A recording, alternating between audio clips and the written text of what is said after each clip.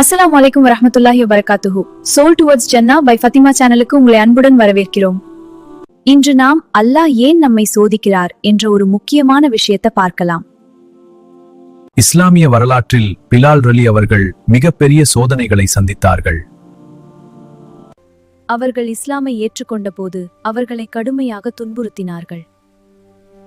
கடுமையான வெயிலில் அவரை மணலில் படுக்க வைத்து மார்பில் வெட்டிய கல்லை வைத்தார்கள். அவர்கள் துன்பத்தை பார்த்து நாம் ஒரு விஷயத்தை கற்றுக்கொள்ள வேண்டும். சோதனைகள் நம்மை பலவீனப்படுத்தல்ல, நம்மை வலுப்படுத்ததான். அல்லாஹ் நம்மை சோதிப்பது நம்முடைய ஈமான அதிகரிக்க, நம்முடைய பாவங்களை மன்னிக்க, நம்மை ஜன்னத்திற்கு தயாராக்க. எப்போது சோதனை வந்தாலும் நாம் பொறுமையுடன் அல்லாவை நம்ப வேண்டும்.